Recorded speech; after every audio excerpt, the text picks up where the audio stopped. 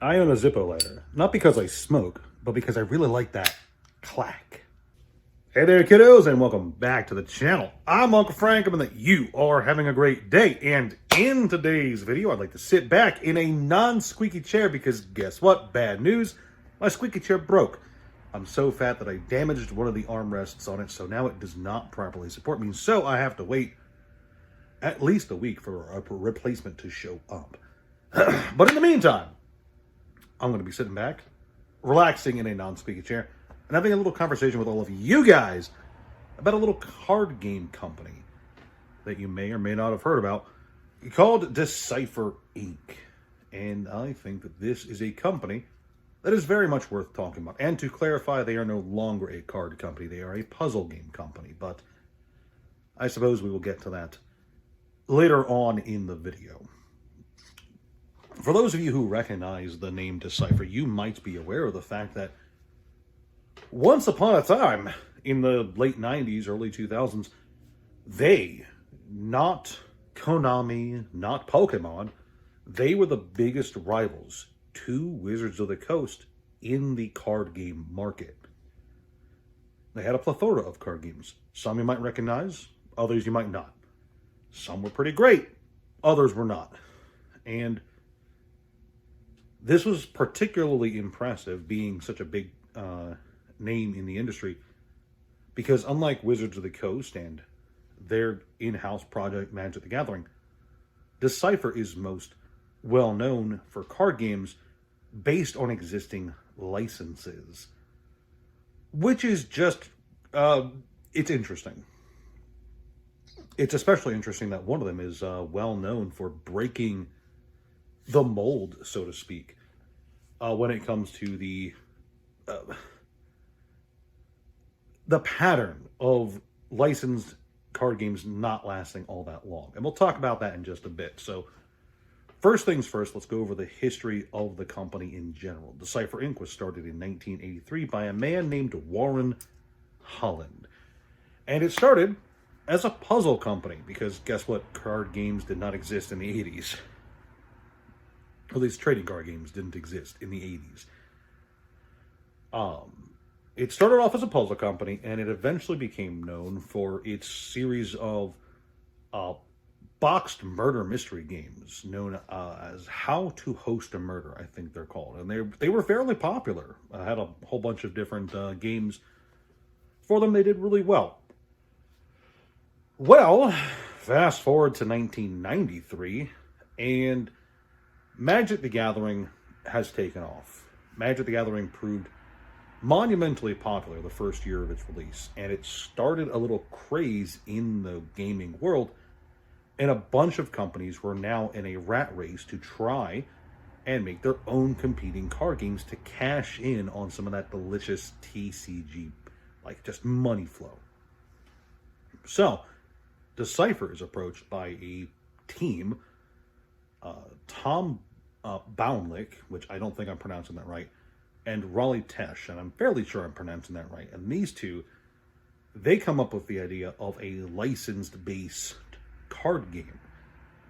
They have a meeting with Decipher, and not even a month later, Decipher's on board with the idea, and they've acquired the license for Star Trek, which is, for those of you who don't know, a very big franchise. Star Trek is one of the most successful sci-fi franchises of all time. It's basically synonymous with the genre.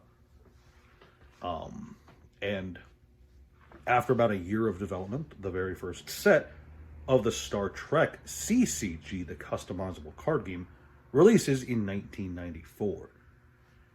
And this is a card game I'm not going to talk about a whole lot in this video. In fact, I'm not going to talk a lot about any of the card games except for maybe one. But it is worth talking about because the Star Trek CCG is perhaps the most successful example I can think of, at least, of a licensed card game. A card game based on a pre-existing franchise. Because it lasted from 1994 all the way up until 2007. I don't have to be a math wizard to tell you that that's a lot longer than 2 years. which is the average lifespan of licensed TCGs and TCGs in general, but obviously licensed card games, they roll into that, right? So the Star Trek card game was extremely popular. And it even had a spinoff, I think, but did it have a spinoff? But it doesn't matter. I think it had a spinoff, but don't fact check me on that. The success of the Star Trek game led to Decipher trying to acquire other licenses, and the very next one they got, I can't even think about it now, blows my mind. The very next one they got was from Lucasfilms. That's right, they got Star Wars. Which means in the card game space, both of the largest sci-fi franchises were under one umbrella, Decipher's.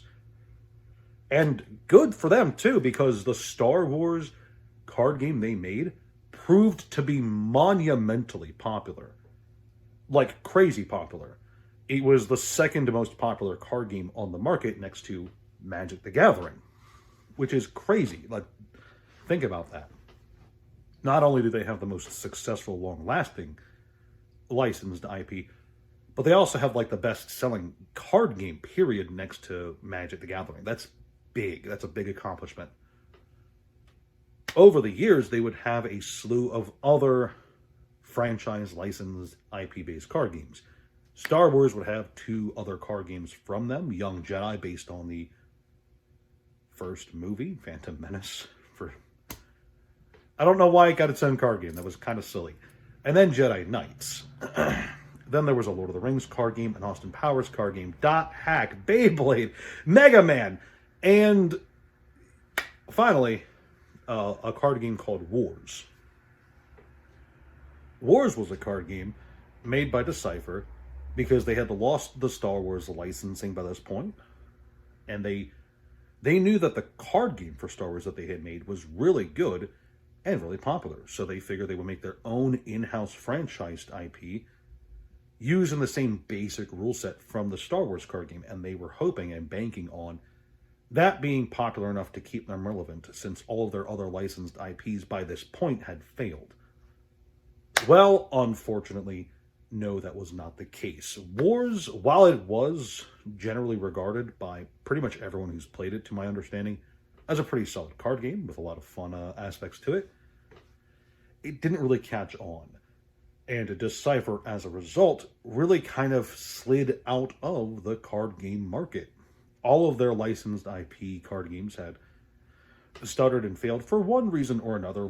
You can't blame Mega Man or Beyblade on necessarily terrible mechanics. By that point, the Mega Man anime had ended, so they had no more material to work with.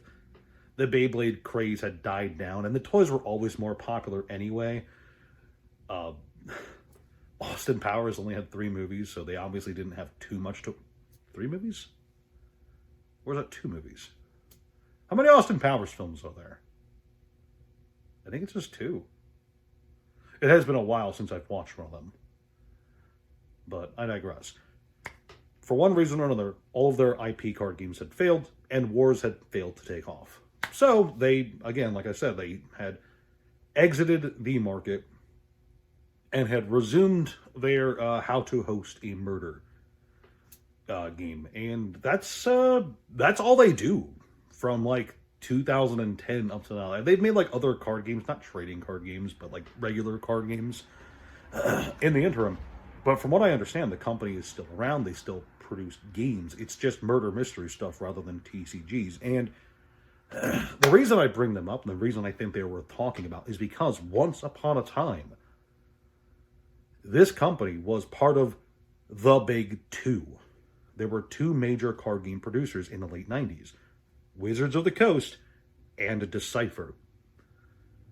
There was a time period where one company held Magic the Gathering, the biggest card game out there, the first card game, as well as Pokemon, which was a up-and-coming franchise at the time. I know it's hard to understand that, hard to grasp that, but they had both Magic and Pokemon under their belt.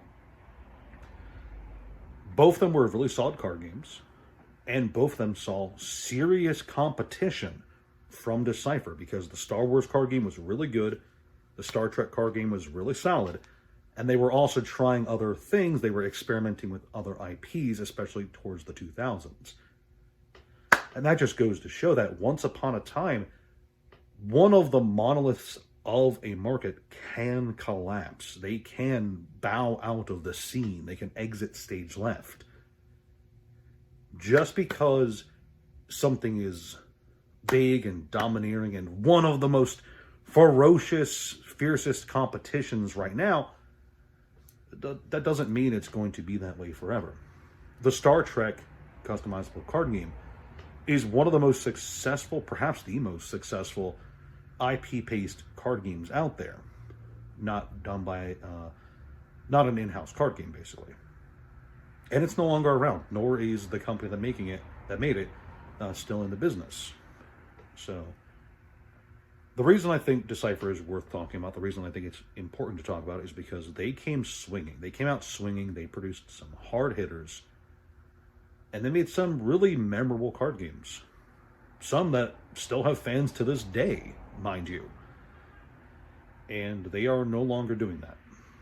So when you look at a card game or a card game company and you think that, man, these guys are going to be around forever, just remember that the card game market, the card game genre, it's very young. 30 years on the is, in the grand scheme of things, not a very long time. You know, and companies come and go all the time. Things change faster than you think. And just like how Decipher bowed out of the card game world, maybe one of the companies that's currently producing card games could do the same. I'm not making implications or pointing out individual companies. I'm just saying, keep that in mind. Things will never stay the same over the course of time. And sooner or later, the things you like will change and disappear. And, you know, I had this video the other day talking about how most card games, as a quick reminder, don't stand the test of time and they do not stick around long term.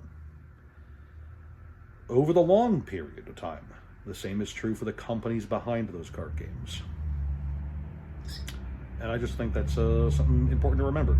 And also just to look back and remember that a lot of really cool card games with a lot of really cool collectible cards have been produced by Decipher. You know, I don't think it's an understatement. I don't think it's an overstatement to say that the Star Trek card game is worth looking into and collecting. The Star Wars card game is worth looking into and collecting. And I personally really like the Mega Man card game. I think it's the best one out there. You should give it a try. You should play it. That's the real crux of this video. Try the Mega Man NT Warrior card game. Do it. Go on. Give it a try.